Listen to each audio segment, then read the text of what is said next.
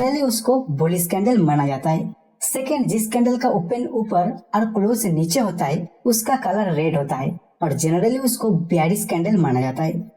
और हाई और लो इस डिस्टेंस को उस कैंडल का रेंज कहा जाता है। इतना बेसिक अगर आपको क्लियर है तो कोई भी कैंडल पैटर्न अगर आपके सामने बन रहा है तो अपने आप को हमेशा आप दो क्वेश्चन पूछोगे। फर्स्ट, उस कैंडल का टोटल रेंज के कंपैरिजन में उसका क्लोज कहां पर हो रहा है।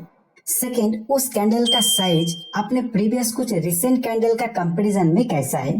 तो फर्स्ट क्वेश्चन को हम पहले देख लेते हैं। इस क्वेश्चन का आंसर से आप जान पाओगे उस कैंडल में प्राइस को कंट्रोल किसने किया, बायर्स या सेलर्स। जैसे इस कैंडल में आप देख सकते हो प्राइस यहाँ पे ओपन हुआ और थोड़ा नीचे जाने के बाद हाई यहाँ पे बनाया और हाई के थोड़ा ही नीचे ये क्लोज कर गया।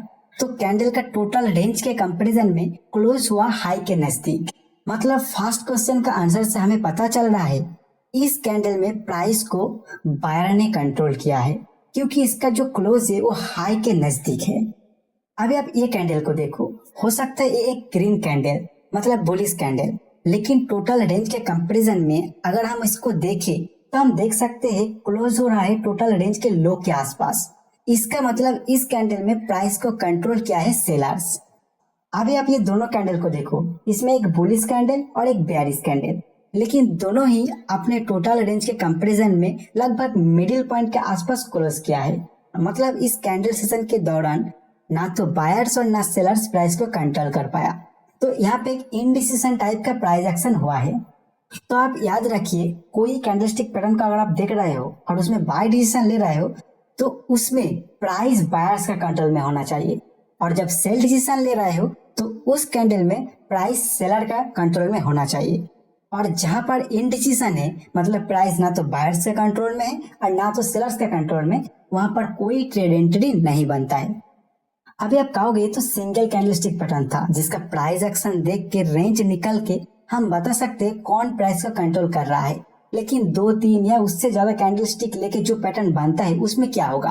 तो देखिए जब भी आप प्राइस एक्शन को देख के कैंडलस्टिक के हेल्प से प्राइस का कंट्रोल किसके हाथ है ये समझने की कोशिश करते हैं तो आपको सभी कैंडलस्टिक पैटर्न को भूल जाना है एंड लेटेस्ट कैंडल एंड कुछ रिसेंट कैंडल का बिहेवियर को देखना है। जो सीधा सीधा दिखाई दे रहा है इसका क्लोज अपने टोटल रेंज के हाई के पास, मतलब बायर्स इसमें कंट्रोल में है।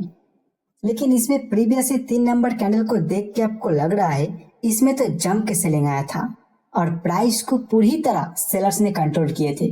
तो क्या प्राइस अभी पूरी तरह बायर्स के कंट्रोल में आ पाया या अभी भी सेलर्स के कंट्रोल में ही है। तो इसको देखने के लिए आपको ये तीनों कैंडल का प्राइस एक्शन को एक साथ देखना है, एक कैंडल के हिसाब से इसको देखना है।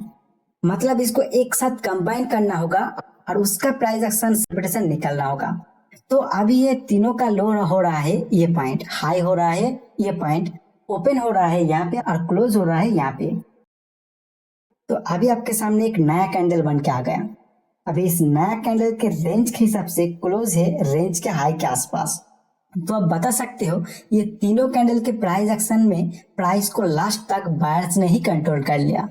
अभी आप एक पॉइंट यहाँ पे ध्यान दीजिए, ये जो तीनों कैंडल है इसको एक साथ मॉर्निंग स्टार कैंडलस्टिक पैटर्न कहा जाता है जो एक बुलिश सिग्नल को जनरेट करता है। लेकिन इस मेथड से आप इसका नाम जाने बिना ही प्राइस क्या कहना चाह रहा है इसका इंटरप्रिटेशन निकाल लिया है। दूसरा एक एग्जाम्पल में देखिए, आप ट्रेंड के दौरान एक स्ट्रॉन्ग बुलिश कैंडल बनता है जिसका प्राइस कंप्लीटली बायर्स का कंट्रोल में है। आप अगर याद कर पा रहे हो तो इसको बुलिश मारुवोजू कैंडलस्टिक पैटर्न कहते हैं, लेकिन हमें नाम से कोई लेना देना नहीं है। आप अभी इस कैंडल को देख के सोच रहे हो अगर नेक्स्ट कैंडल बुलिश कैंडल बने तो हम इसमें बाय करेंगे, और आगे जाके नेक्स्ट कैंडल एक छोटा सा बुलिश कैंडल बनता है तो इस सिचुएशन में आपको तुरंत बाय नहीं करना है, आपको ये दोनों को कंबाइन करके देखना है। तो इसका लो बन रहा है यहाँ पे, हाई यहाँ पे, ओपन यहाँ पे और क्लोज यहाँ। तो इस नया कैंडल का रेंज और क्लोज के हिसाब से आपको सीधा सीधा दिखाई दे रहा है इस दौरान प्राइस को सेलर कंट्रोल कर लिया। तो इस सिचुएशन में यहाँ पे कोई बाय ट्रेड नहीं बनता है। फिलहाल का प्राइस एक्शन को इस तरह स्टडी करने के बाद लग रहा है प्राइस यहाँ से रिवर्स हो जाने का चांस बहुत ज्यादा है। अभी ये दोनों कैंडल मिलके कौन सा पैटर्न बन रहा है मुझे नहीं पता और इसको याद करने का जरूरत भी नहीं है। आप कैंडलस्टिक का प्राइस एक्शन को देख के बायर्स और सेलर्स का बिहेवियर को स्टडी करना जब सीख जाओगे तो कोई भी कैंडल पैटर्न को याद करने का कोई जरूरत नहीं होगा आपको। अभी आप हमारा सेकेंड क्वेश्चन में आते हैं। उस कैंडल पैटर्न का साइज अपने प्रीवियस कुछ कैंडल का कंपैरिजन में कैसा है। इसमें आपको देखना है जो कैंडल्स आपने स्टडी करके बायर्स और सेलर्स का बिहेवियर जानने की कोशिश कर रहे हो उसका प्रीवियस कुछ रिसेंट कैंडल उसी डायरेक्शन को सपोर्ट कर रहा है क्या नहीं। जैसे प्राइस यहाँ पर रिट्रेस करने के बाद सपोर्ट एरिया में एक स्ट्रॉन्ग बुलिश कैंडल बनाया है, इसको देख के पता चल रहा है इस कैंडल में प्राइस को बायर ने कंट्रोल किए है। लेकिन प्रीवियस रिसेंट कैंडल जब प्राइस नीचे आ रहा था उसमें प्राइस का कंट्रोल सेलर्स का था और ये सब का जो साइज था उसके कंपैरिजन में रिसेंट बायर्स का कंट्रोल किया हुआ कैंडल बहुत ही छोटा है। तो ये सब देखने के बाद आपको पता चल रहा है जो रिसेंट मूव बायर्स ने ले आया है वो प्रीवियस कुछ कैंडल में सेलर्स जो अपना पावर दिखाया था उसके आगे ज्यादा स्ट्रॉन्ग नहीं है। अभी भी सेलर्स फिर से इजीली प्राइस को कंट्रोल करना शुरू कर सकता है क्योंकि यहाँ पे जो रिसेंट प्राइस एक्शन है उसके हिसाब से सेलर्स का प्राइस के ऊपर कंट्रोल ज्यादा है। भले ही ये रिसेंट कैंडल में बायर्स ज्यादा कंट्रोल ले लिया है लेकिन उसका प्रीवियस कुछ कैंडल को देख के कंबाइन करके जब आप इसको देखोगे तो आपको पता चलेगा अभी भी सेलर इसमें काफी कंट्रोल कर रहा है और कभी भी आके फिर से अपना ट्रेंड को कंटिन्यू कर सकता है। तो यहाँ पे ट्रेड ना लेना ही अच्छा है। इस एग्जाम्पल में आप देखोगे रिसेंट दो कैंडल के प्राइस एक्शन के हिसाब से प्राइस को बायर स्ट्रांगली अपने कंट्रोल में कर चुका है और रिसेंट कुछ कैंडल का प्राइस इसके कंपैरिजन में छोटा है। इससे आपको पता चल रहा है जो मूव हुआ है उसके पीछे स्ट्रॉन्ग बायर्स का हाथ है। अभी सेलर्स आके इजीली इसको कंट्रोल नहीं कर पाएगा तो आप यहाँ पे बाय करने की सोच सकते हो और ये केवल आप अपसाइड के लिए नहीं डाउन साइड के लिए भी कर सकते हो। इसमें आप पहले प्राइस का ट्रेंड को आइडेंटिफाई करने की कोशिश करोगे, फिर प्राइस अगर डाउन ट्रेंड में है या फिर कोई रेजिस्टेंस एरिया में है तो रिसेंट कुछ कैंडल को स्टडी करना शुरू करो। कोई पैटर्न इसमें ढूंढने का जरूरत नहीं है, आपको सिर्फ देखना है रिसेंट एक या दो तीन कैंडल मिला के सेलर्स का स्ट्रांगली कंट्रोल है क्या नहीं।